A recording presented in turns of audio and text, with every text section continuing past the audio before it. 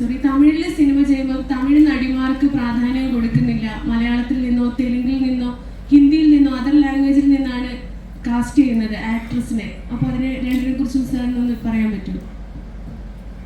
மலையாளிகள் ஃபஸ்ட்டு கேள்வி, மலையாள நடிகர்கள் மீது அன்பு, இவ்வளோ அன்பு இருக்குங்க பழக வாய்ப்பு இருக்குங்களா? எனக்கு என்ன சொல்கிறது, இதெல்லாம் இப்போ படம் முடிஞ்சதுக்கப்புறம் தான். அதுக்கு முன்னாடி அவன் மலையாளத்துலேருந்து வராங்கன்னு எனக்கு தெரியாது. ஓகேவா, நான் ஒரு படம் இப்போ நான் பெரிய நம்பல் பண்ணும்போது அது ப்ராசஸே நான் தேடி நடந்த ப்ராசஸ் இல்லை.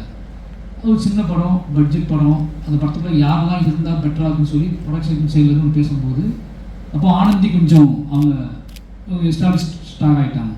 அப்போ அந்த மாதிரி ஒரு ஆள் வேணும் தான் நாங்கள் ட்ரை பண்ணுறோம். நிஜமாகவே சொன்னால் கதையை கடத்துவதற்கு எஸ்டாப்ளிஷாக சில முகங்கள் தேவை அப்படிங்கிறது. எல்லாத்தையும் நானே சொந்தட்டு அழைய முடியாது, கொஞ்சம் ஷேர் பண்ணுறதுக்கு கொஞ்சம் ஆட்கள் வேணும் அப்படிங்கிறதுக்காக ஆனந்தி உள்ள வந்தாங்க. அப்போ அவங்க என்ன நினைத்தேன், நான் ஆனந்தி ஒரு நாள் தமிழ் பொண்ணு நினச்சிட்டு இருந்தேன், ஆனந்தின்னு பேர்.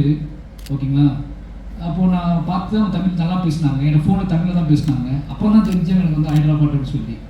இப்போ ரெண்டாவது படத்துக்கு நான் கடன் பண்ண போகும்போது நான் நிறைய பேர் தேடணும், நிறைய விஷயம் தேடணும். அப்போ நான் ஜூன் ட்ரெயிலர் எதிர்ச்சியாக பார்த்தேன். எனக்கு அந்த மாதிரி ஒரு ஒரு முகம் தேவைப்பட்டுச்சு. அப்போ இன்னொரு திருநெல்வேலி எனக்கு சொந்த ஊர் அப்படிங்கிறனால திருநெல்வேலிக்கும் கேரளாவுக்கும் நான் அடிக்கடி ரெண்டும் ஒரே முகசாயல் தான் நான் நம்புவேன். இது ஒரு விஷயம். அப்போ ஆக்டிங் ப்ராசஸில் நமக்கு எப்போவுமே நான் நிறைய பேர் எங்கள் கிராமத்து மக்கள் நிறைய பேர் நடிக்கிறாங்க. அதுக்குள்ளே ஆட் பண்ணுறதுக்கு ப்ரொடக்ஷன் சைட்லேருந்து வேல்யூஸ் கிரியேட் பண்ணுறதுக்கு நம்ம ஒன்று செட் பண்ணுறோம். அப்படி தான் உள்ளே வராங்க. அதே மாதிரி தான் கிடாரி நிக்கிலாமல் நான் கிடாரின்னு ஒரு படம் பார்க்குறேன். அந்த படத்தில் எனக்கு அவங்க திருநெல்வேலி படம் அவங்க திருநெல்வேலி சார்ந்த, அதாவது தென் மாவட்டம் சவுத் தமிழ்நாடு சார்ந்த ஒரு படம். அதெல்லாம் அப்படியே ஆப்டாக இருந்தாங்க. அப்போ இவங்க கூட ஒரு படம் ஒர்க் பண்ணலாம் அப்படின்னு தோணுச்சு எனக்கு.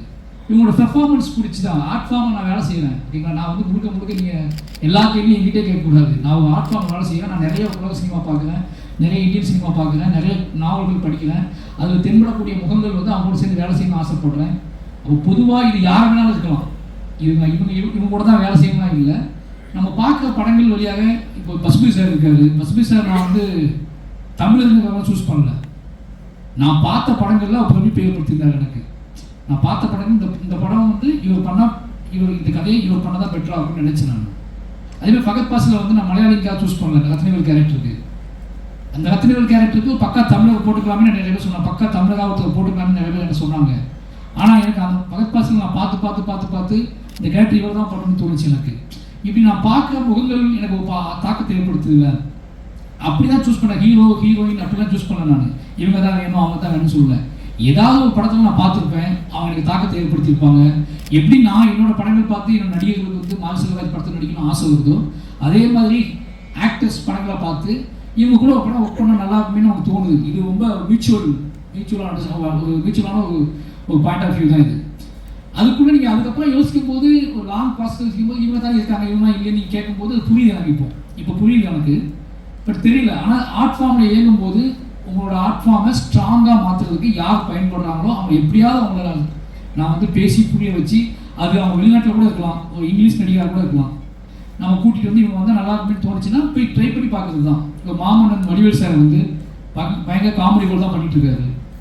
நான் அந்த கதைக்கு வடிவேல் சார் சொல்லும்போது யாருமே நம்பலை, என்னோட டீம் நம்பலை, ஒத்துக்க மாட்டான்னு சொன்னார். நான் பல நாள் போய் உட்காந்து பேசி அவர் புரிய வச்சு நீங்கள் பண்ணால் தான் அந்த படம் பண்ணுவேன்னு சொல்லி, வடிவேல் சார் பண்ணாலும் நான் மாமன்னன் பண்ணியிருக்கவே மாட்டேன், நான் வேறு கதை பண்ணியிருப்பேன். எனக்கு அப்படி தேவைப்பட்டாங்க. அப்படி நடிகர்கள் எல்லாருமே ஏதோ ஒரு தாக்கத்தை ஏற்படுத்தினாங்க தான். அவங்க யார் என்னன்னு எனக்கு தெரியாது. ஓகேங்களா, எனக்கு எல்லாமே ஹியூமன். அவங்க எங்கே இருந்தாலும் சரி அவங்க நடிக்க வைப்பேன். இன்னும் நீங்கள் சொல்கிற மாதிரி நடிகர்கள் இல்லாமல் தமிழ் முகங்கள் நடிக்க வைக்கணும் அப்படின்னு ஆசைப்பட்டேன் அப்படின்னா நான் ட்ரை பண்ணிகிட்டே இருப்பேன். இன்னையால் நான் பணம் போட்டு நான் ஓன் ப்ராசஸ் பண்ணும்போது இப்போ ரியலான சில விஷயங்கள் பண்ணணும்னு ஆசை. நிறைய திறமையான நடிகர்கள் கொண்டு வர முடியுமான்னு கேட்டால் கொண்டு வர ட்ரை பண்ணுவேன், முயற்சி பண்ணுவேன். இந்த வருங்காலத்தில் வாய்ப்பு கிடைக்காம நிறைய பேரை உள்ளே கொண்டு வந்து முயற்சி பண்ணுவேன். தேங்க்யூ.